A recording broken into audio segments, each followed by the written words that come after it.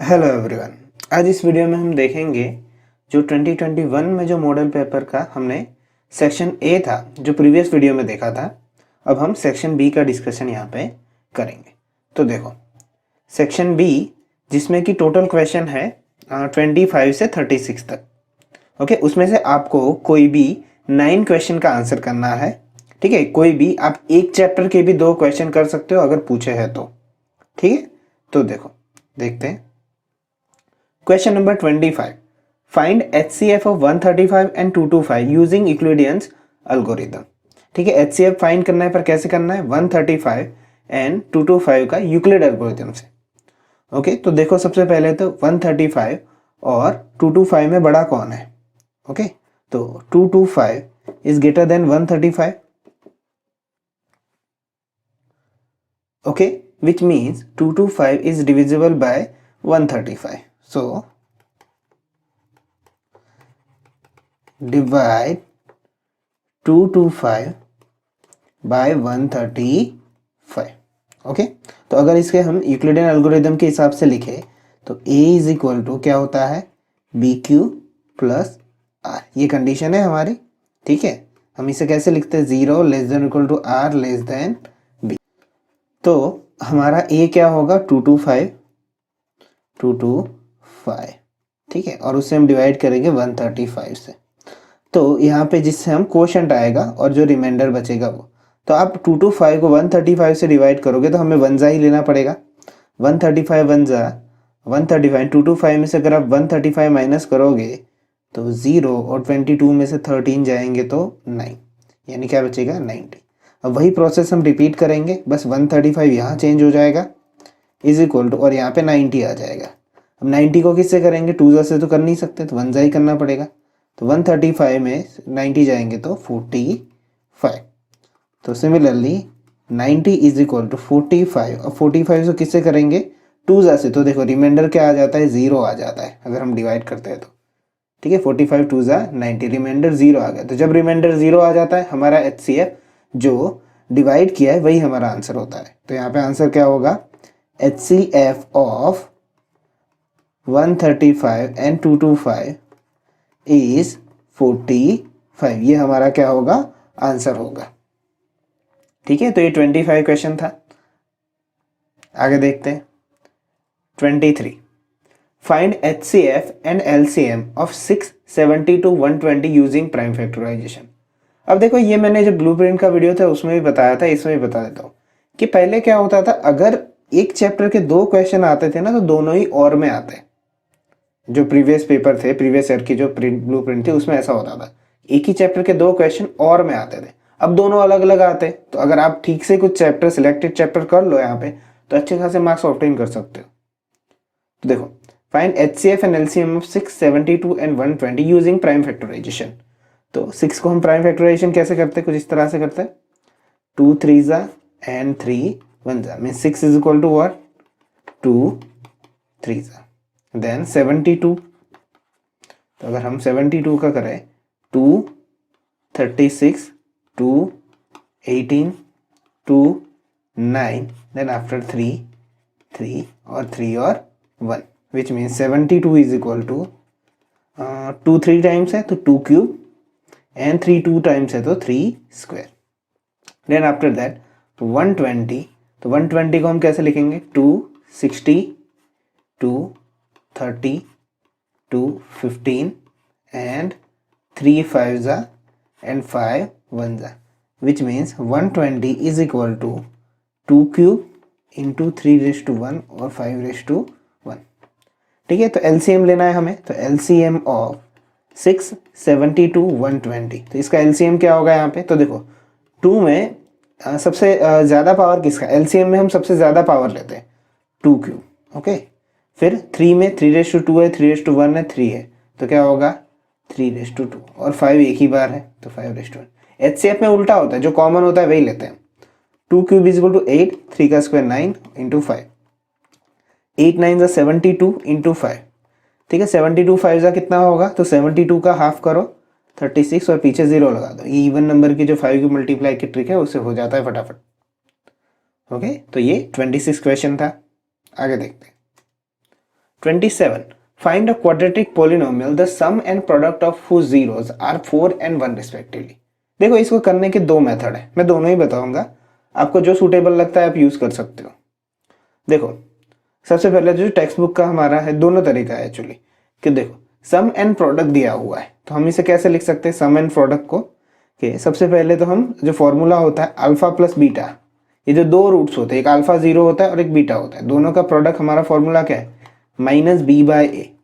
Okay, तो alpha plus beta कितना दिया हुआ है 4 दिया हुआ है और माइनस बी बाय ए। देखो इसे कंपेयर करते हैं, फिर अल्फा बीटा प्रोडक्ट का फॉर्मूला क्या है C by, alpha beta product कितना दिया है 1 is equal to C by A. देखो इसके नीचे क्या होता है 1 होता है, तो देखो ए दोनों इक्वेशन में देखोगे तो ए आपको ऑलवेज क्या मिलेगा 1 मिलेगा। अब मुझे सिर्फ बी चाहिए, ओके नेगेटिव बी नहीं, तो नेगेटिव बी सामने दे दो तो बी कितना मिल जाएगा मुझे -4, और c इज इक्वल टू क्या मिला कंपेयर करने से वो भी 1 मिला।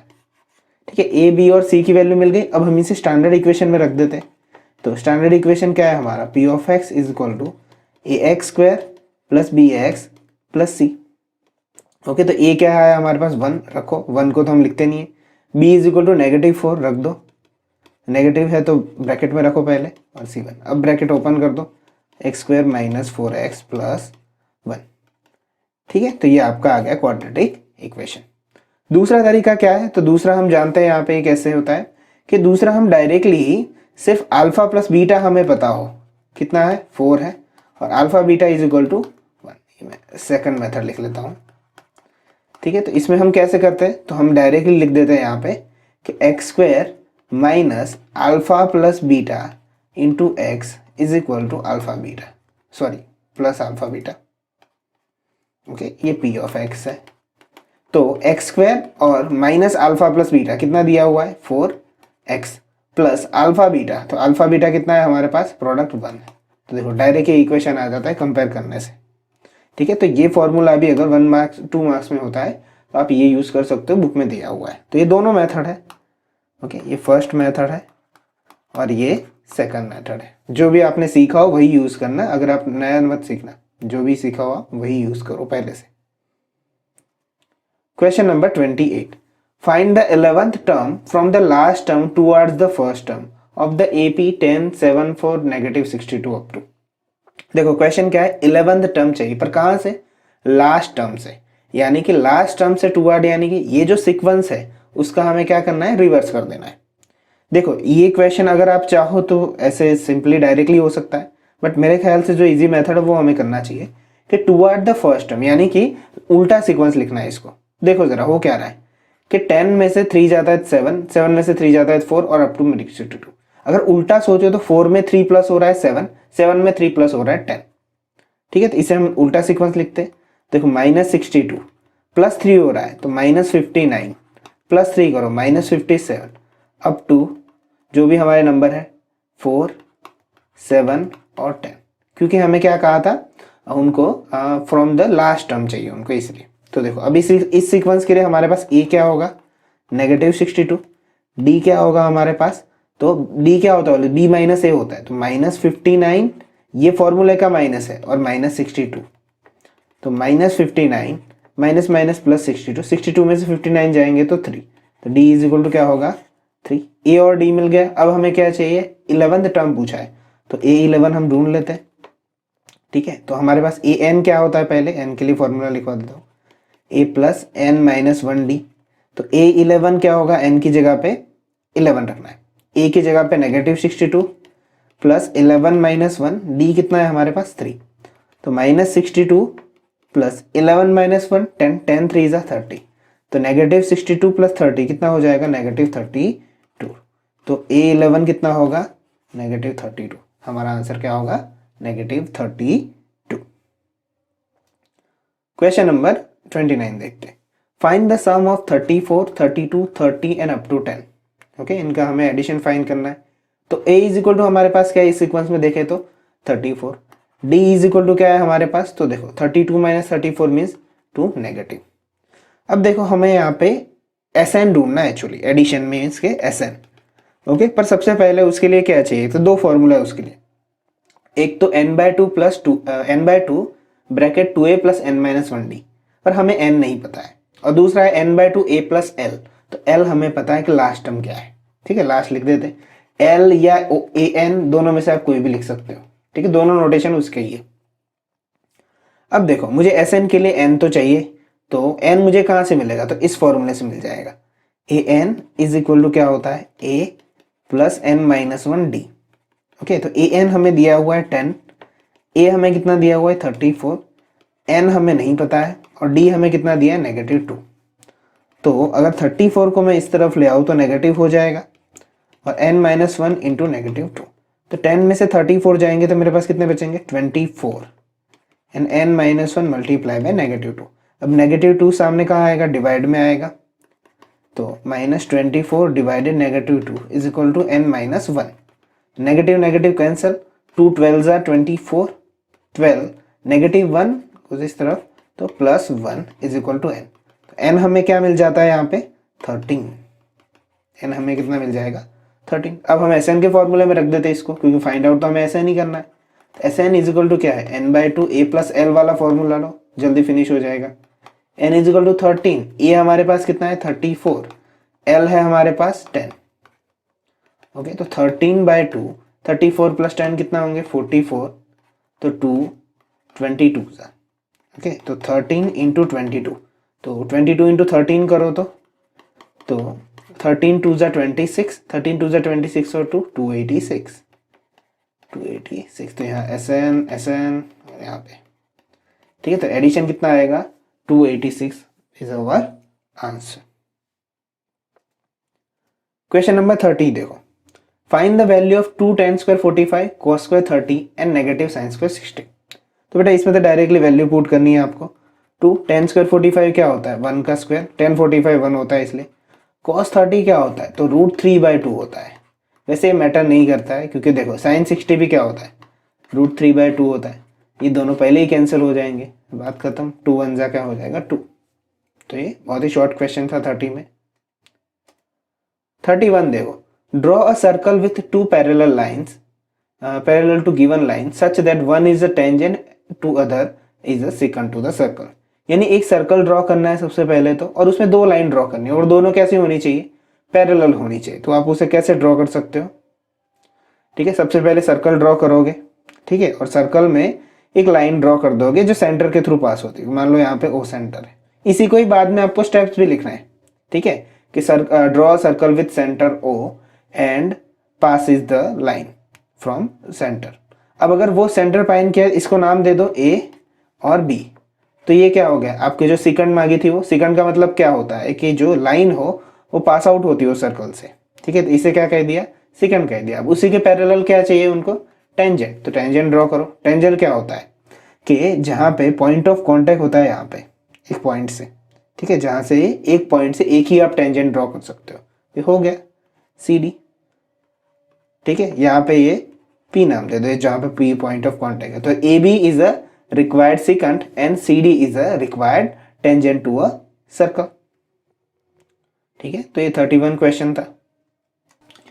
Question number 32, the length of a tangent from a point A at distance of 5 cm from the center of circle is 4 cm. Find the radius of circle. देखो tangent है, उसकी लेंथ यहाँ पे दी गई है यहाँ पे कि 4 सेंटीमीटर दी गई है, ठीक है, और वो जहाँ पे A पॉइंट है टेंजेंट के ऊपर, उसका सेंटर से डिस्टेंस कितना है 5 सेंटीमीटर है। तो कुछ इस तरह से फिगर बनती है कि जो A पॉइंट है वो सेंटर से कितना है 5 सेंटीमीटर है, और ये जो PA है वो क्या दिया हुआ है हमें 4 सेंटीमीटर दिया हुआ है। तो हमें क्या फाइंड करना है, रेडियस फाइंड करना है। तो देखो यहाँ पे हम सारी वैल्यू लिख देते कि OA हमें क्या दिया हुआ है 5 सेंटीमीटर दिया हुआ है, and after that PA is equal to 4 centimetre. तो हम यहाँ पे लिख सकते हैं in triangular OPA where P is equal to 90, क्योंकि ये ऑलवेज क्या होता है रेडियस और टेंजेंट 90 एंगल बनाते हैं, तो पाइथागोरस थ्योरम लग जाएगा। तो hypotenuse square is equal to base square plus perpendicular square, तो OA square is equal to OP square plus PA square. Okay, तो OA हमारे पास कितना दिया हुआ है 5, OP कितना है हमें नहीं पता है, PA कितना है 4 स्क्वायर। तो 5 का स्क्वायर कितना हो जाएगा 25, OP स्क्वायर 4 का स्क्वायर कितना हो जाएगा 16। तो 25 16 इस तरफ आएगा तो नेगेटिव हो जाएगा, तो OP square and this is equal to 25 minus 16 is 9। तो देखो हमें स्क्वायर रूट लगाना पड़ेगा, तो ये क्या हो जाएगा, अगर OP लिखना है हमें तो वैसे तो प्लस और माइनस 3 होगा, बट ये जो लाइन सेगमेंट के जो मेजर होते हैं वो ऑलवेज पॉजिटिव में होते हैं, इसलिए क्या होगा 3 और ये क्या दिया हुआ है सेंटीमीटर। तो OP इज इक्वल टू कितना होगा 3 सेंटीमीटर हमारा आंसर होगा। Question number 33, 2 concentric circles are of radii 5 cm and 3 cm. Find the length of the chord of the larger circle which touches the smaller circle. तो देखो हम figure को अच्छे समझते हैं, एक सर्कल ले लेते हैं जिसका सेंटर है O, ठीक है, और कॉन्सेंट्रिक है, ठीक है। कॉन्सेंट्रिक का मतलब होता है एक सेंटर पे 2 सर्कल बनाना। अब ये देखो मैंने एक सर्कल बनाया यहाँ पे जिसको C1 नाम दिया, दूसरा सर्कल मैं बनाता हूँ उसी सेंटर के साथ। तो देखो ये किस तरह से हमारा फिगर रेडी होगा, ये दूसरा। तो देखो एक C1 सर्कल है, एक C2 सर्कल है, उसमें एक सेंटर है, ठीक है। तो यहाँ पे हम पॉइंट्स के भी नाम दे देते हैं A, B एंड इसको हम नाम दे देते हैं P, ओके। तो देखो find the length of a cord of the larger circle which touches the smaller circle. अब देखो कॉर्ड कौन है यहाँ पे, लार्जर सर्कल के लिए AB, और वो टेंजेंट किसके लिए है, स्मॉलर सर्कल के लिए, तो उसकी हमें लेंथ निकालनी AP और PB के लिए। अब ये दोनों ही क्या है, एक्चुअली कॉन्ग्रुएंट ट्राइंगल्स है, ठीक है, ये दोनों ही पोर्शन क्या होंगे, इक्वल होंगे। तो अगर कोई भी एक मिल जाता है तो बाकी हमें मिल जाएंगे। तो देखो वो सारी चीजें देख लेते हैं कि 2 concentric circles are radii of 5 centimetre, ठीक है। तो बिगर सर्कल की रेडियस कितनी है 5 centimetre, which means OB is equal to 5 and OP जो स्मॉलर सर्कल की रेडियस है वो कितनी है 3 सेंटीमीटर। तो देखो ये ट्राइंगल OPB है, तो हम उसमें कैसे लिख सकते हैं यहाँ पे कि OB is equal to 5 centimetre, then OP is equal to 3 centimetre. तो इन ट्राइंगुलर OPB जहाँ पे P क्या है 90 है, तो अगेन सेम क्वेश्चन, तो क्या होगा ये OB square is equal to OP square plus PB square, okay. OB कितना दिया हुआ है हमें, तो OB दिया है 5 square 3 square plus PB square. तो 25 का 5 का स्क्वायर 25, 3 का स्क्वायर 9 इस तरफ आएगा, तो 25 माइनस 9 कितना होगा 16। तो again PB square is equal to what 4 centimetre, PB is equal to 4 centimetre, ठीक है। तो ये दोनों कॉन्ग्रुएंट है ट्राइंगल, तो इसका मतलब AP भी क्या होगा, AP is equal to PB ही होगा, ओके। अदरवाइज आप देखो सिमिलरली यही ट्राइंगल के लिए निकालेंगे तो ये भी तो 5 होगा, तो हम यहाँ पे लिख सकते हैं similarly AP is also 4 centimetre.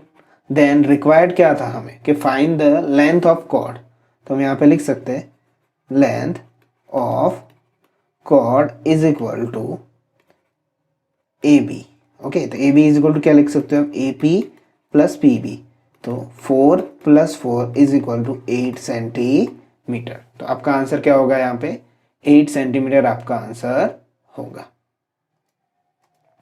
34 देखते, तो 2 cubes each of volume 64 centimetre cube, यहाँ पे क्यूब होगा, okay, are joined end to end, find the surface area of resulting cuboid, ठीक है। 2 क्यूब दिए हुए जिनका वॉल्यूम 64 है, अलग अलग ईच ऑफ वॉल्यूम, एक का 64 है दूसरे का भी 64 है, और एंड टू एंड जॉइंट किए हुए।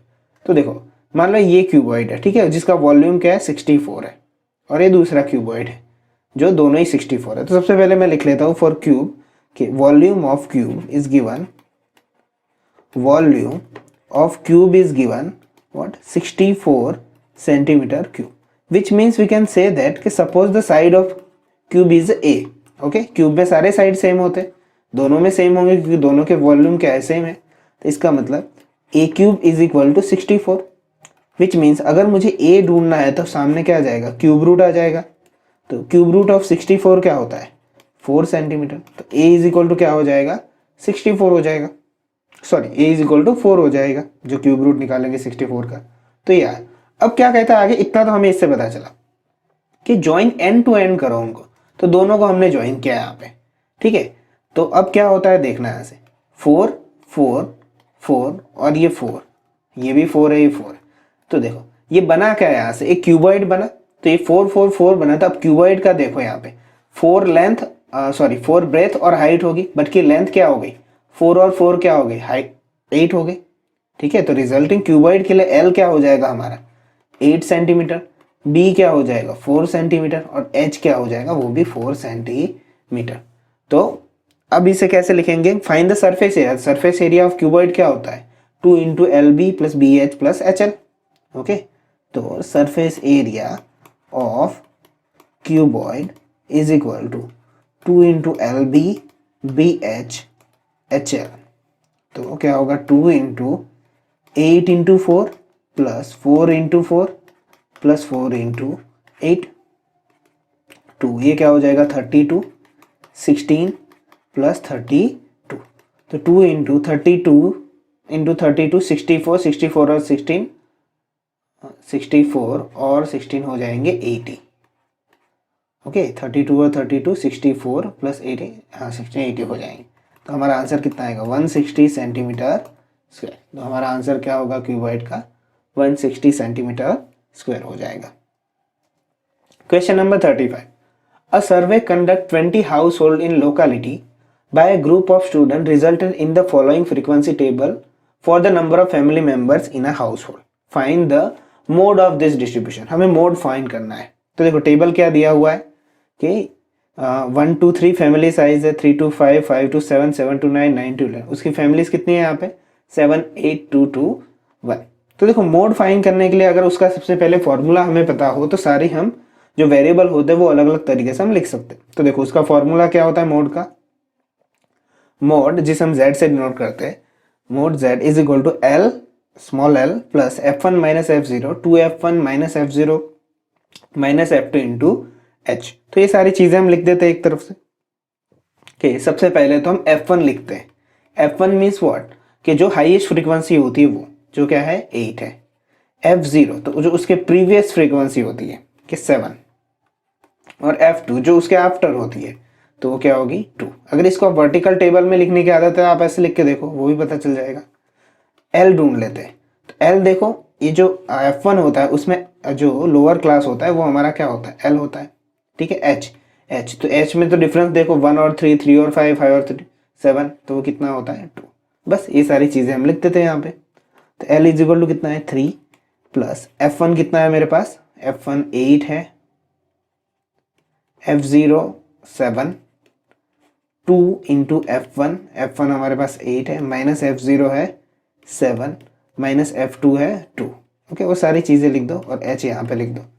अब यहाँ पे क्या होगा 3, 8 माइनस 7 1, नीचे 2 8 16, 16 माइनस 7 माइनस 2 यानी कि माइनस 9, 16 माइनस 9 होगा 7 इंटू 2 विच मीन्स 3 प्लस 2/7। तो 2/7 एक्चुअली कितना होता है, डिवाइड करो इसे, 2 पॉइंट तक जाना होता है हमें, 0 लेंगे तो 0.7 2 14, 7 8 56, बस 2 पॉइंट तक जाओ ज़्यादा नहीं। तो 3 प्लस 0.28, तो ये क्या हो जाएगा 3.28। तो हमारा मोड क्या होगा यहाँ पे 3.28 होगा। क्वेश्चन नंबर 36 देखते हैं। अ bag contain red ball, blue ball and yellow ball, all the ball being the same size. Kritika takes out a ball from the bag without looking at it. What's the probability that she takes out the yellow ball? Okay, तो यहाँ पे देखो क्या दिया हुआ है कि 3 type के बॉल है, red, blue and yellow ball. Okay, तो उसमें से येलो बॉल आने की प्रोबेबिलिटी क्या होगी, तो यहाँ पे 3 बॉल है, येलो बॉल उसमें से 1 है, तो यहाँ पे प्रोबेबिलिटी क्या होगी 1 जो कि फेवरेबल आउटकम है और टोटल नीचे। तो इसको फॉर्मूले के साथ अच्छे से लिख दो, ये क्या हो जाएगा 1/3 हो जाएगा। फिर उसके बाद रेड बॉल के लिए, तो रेड बॉल भी तो एक ही है तो वो क्या होगा 1/3 एंड ब्लू बॉल क्या होगा, तो ब्लू बॉल भी एक ही है तो ये भी क्या हो जाएगा 1/3। ठीक है, तो तीनों के आंसर क्या है यही है 1/3 1/3 1/3। देखो ये सारी प्रोबेबिलिटी का अगर एडिशन करो तो आपको 1 मिल जाएगा, 1 + 1 + 1 3/3। तो ये 36 क्वेश्चन था। इसे बस अच्छे से लिखना होता है कि फेवरेबल आउटकम क्या है आपका, तो वो 1 है और टोटल आउटकम कितने हैं 3। एक ही बार लिखो फिर आप डायरेक्टली लिख सकते हो। ओके, तो ये हमारा सेक्शन बी था।